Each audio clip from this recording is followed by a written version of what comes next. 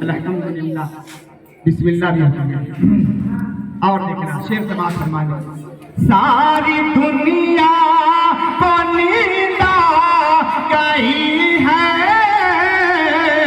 تیرا دیوانہ بیدار ہے تیرا دیوانہ بیدار ہے آپ ہی فیصلہ کیجئے کون جنت کا حقدار ہے سبحان اللہ آپ ہی فیصلہ کیجئے کون جنت کا حقدار ہے اللہ کے نبی صلی اللہ تعالی علیہ وسلم کی بارگاہ میں ایک نوجوان ساتھی آیا اور کہا یا رسول اللہ فدا کا امی یا حبیب اللہ ہمارے باپ پر ہمارا قرض بڑھتا چلا جا رہا ہے یا رسول اللہ میرا باپ میرا قرض نہیں لوٹا رہا ہے اللہ کے نبی ارشاد فرماتے ہیں ذرا بتاؤ تمہارا قرض تمہارے باپ پر بڑھتا چلا جا رہا ہے اس نوجوان نے عرض کیا یا رسول اللہ بے شک میں جب بھی باپ کو دیتا ہوں تو قرض بول کر دیتا ہوں اللہ کے نبی صلی اللہ تعالی علیہ وسلم ارشاد فرماتے ہیں بلاؤ اس ضعیفہ کو بلاؤ اس تمہارے والد محترم کو جب ان کو بلایا گیا مورخ کتابوں میں لکھتے ہیں علماء فرماتے ہیں کہ اتنا ضعیف انسان ہو گیا تھا کہ ڈنڈے کے سہارے وہ چلا کرتا تھا کمر کی ہڈی جھک گئی تھی جب وہ انسان نبی کی بارگاہ میں لایا گیا اللہ کے نبی ارشاد فرماتے ہیں میں کیا سن رہا ہوں کہ تمہارا بیٹا بول رہا ہے کہ میں اپنے باپ کو پیسہ دیتا ہوں میرا باپ نہیں لوٹا رہا ہے میرے باپ کو دولت دیتا ہوں باپ نہیں لوٹا رہا ہے اللہ اکبر اتنا سننا تھا کہ وہ ضعیف صحابی رسول فرماتے ہیں یا رسول اللہ آنکھوں میں آنسو آ گئے آقا کی بارگاہ میں وہ ضعیف انسان ارشاد فرماتا ہے یا رسول اللہ آج ہمارے ہاتھ کام کرنے کے لیے تیار نہیں ہے آج ہمارا پاؤں چل نہیں رہا ہے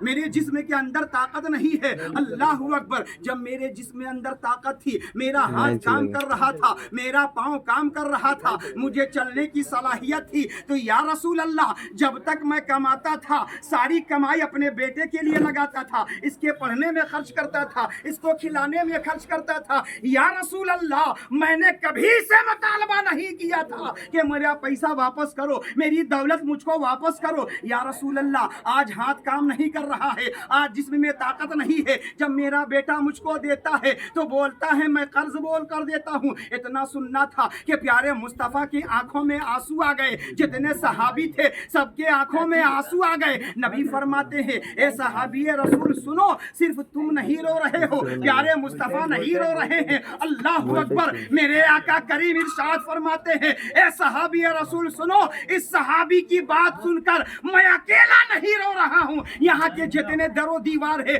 یہاں کے جتنے ڈھیلے ہیں یہاں کے جتنے پتھر ہیں وہ سبھی صحابی رسول کی بات سن کر رو رہا ہے اللہ اکبر میرے آقا ارشاد فرماتے ہیں اے نوجوان صحابی سن تو کہتا ہے یہ ہماری بلڈنگ ہے تو کہتا ہے یہ میرا مکان ہے تو کہتا ہے یہ ہماری دکان ہے تو کہتا ہے یہ ہماری کھیت ہے تو کہتا ہے یہ ہمارا کھلیان ہے تو کہتا ہے ہماری گاڑی ہے تو کہتا ہے بینک بیلنس ہمارا ہے اللہ کے نبی نے ارشاد فرمایا انت و مالکا لابی کا ارے سن تجھ پر اور تیرے مال پر پورا پورا تیرے والد محترم کا حق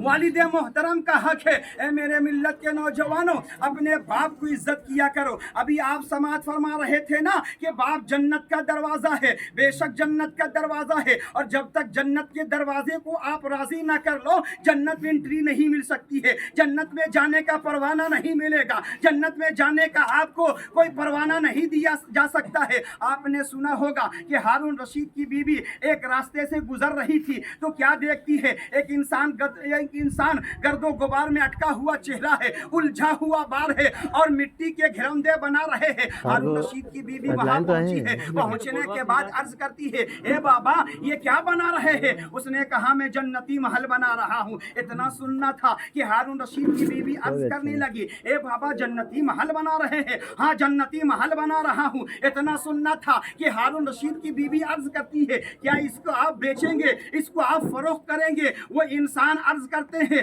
हजरत बहलुल दाना किताबों के अंदर नाम आता है, फरमाते हैं मेरा यही काम है, मैं जन्नती महल बनाता हूँ, उसे बेचता हूँ, मेरा यही पेशा है, मैं जन्नती महल बनाता हूँ, इसे फरोख्त करता हूँ। इतना सुनना था कि हारून रशीद की बीवी अर्ज करने लगी, ए बाबा जरा बताइए तो सही, इस जन्नती महल का कीमत क्या है, इसकी कीमत क्या होगी? आप फरमाते हैं इसकी 10 दीनार कीमत होगी। हारून रशीद की बीवी ने अपने बटुए से 10 दीनार को निकाला है और उस बुजुर्ग के दस्ते कुदरत पर रख दिया है और चली गई। रात की तारीकी बढ़ती गई, इस तरह पर जब शौहरे इनामदार इंतजार करने लगा, बीवी आई है, बड़ी मुस्कुराते हुए चली आ रही है। शौहर देखता क्या है, मेरी बीवी बड़ी मुस्कुरा रही है, चहकते हुए आ रही है, आखिर मामला क्या है? शौहर पूछने लगा, ए मेरी शरीकी हयात जरा ये बताओ, आज बड़ी खुश नजर आ रही हो, क्या वजह है? बीवी अर्ज करती है, ए मेरे शौहरे नामदार, आज जन्नत का परवाना खरीद कर आ रहा हूँ, जन्नत का महल खरीद कर आ रही हूँ।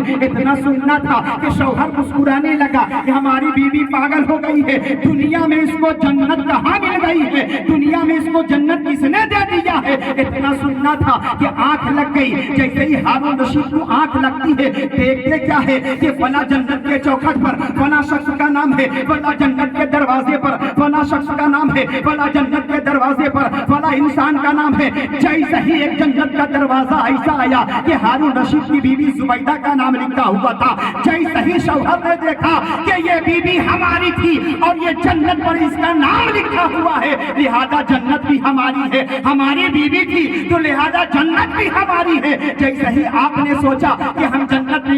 के अंदर दाखिल हो जाए, जन्नत में एंट्री कर जाए, रहमत के फरिश्ते रोकते हैं, खबरदार खबरदार, तुम्हें जाने की इजाजत नहीं है, ये जन्नत तुम्हारी नहीं है, ये फला शख्स की है, ये फला औरत की है। वो कहता है ये हमारी बीवी थी, लिहाजा बीवी पर पूरा हक होता है, उसके तमाम माल पर मेरा हक होता है। अल्लाह अकबर। रहमत के फरिश्ते अर्ज करते हैं, यहाँ पर तुम्हारा हक नहीं चलेगा, ये दुनिया का मामला है, ये जन्नत का मामला कुछ और होता है। रहमत के फरिश्ते रोकते हैं, जैसे ही रोका है आंख खुल गई है। आंख खुलने थी कि हारून रशीद अपनी बीवी को जगा रहा है, ए मेरी शरीकी हयात जागो जल्दी से उठाता है, घसीटता हुआ जंगल बयाबान के तरफ लेकर जा रहा है। बीवी अर्ज कर रही है, ए मेरे शौहरे इनामदार, आखिर वजह क्या है? आप मुझको घसीट रहे हैं, हाथ पकड़ कर लेकर जा रहे हैं, जाने का मंशा क्या है? शौहर अर्ज करने लगा, ए मेरी शरीकी हयात जरा ये तो बताओ, तुम कल रात में जो जन्नत खरीदी थी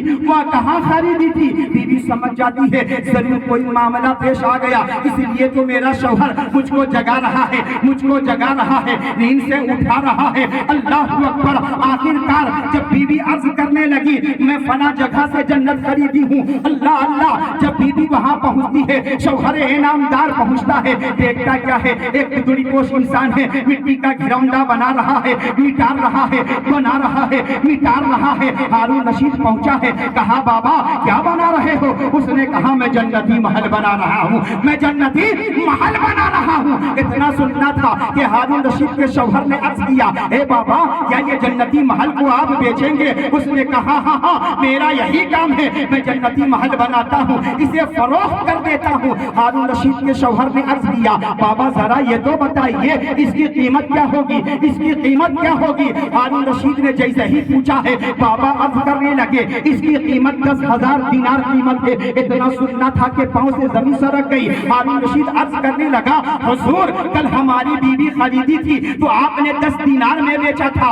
एक रात में इसकी इतनी कीमत बढ़ गई, आखिर वजह क्या है? तो जानते हैं हजरत बहलुल दाना ने क्या जवाब दिया है? मेरे मिल्लत के नौजवानों, अभी आपने मौत का ताल्लुक से सुना कि अल्लाह ताला इरशाद फरमाता है और अल्लाह के नबी इरशाद फरमाते हैं, अरे वो काम करो जिससे अल्लाह राजी हो जाए, वो काम ना करो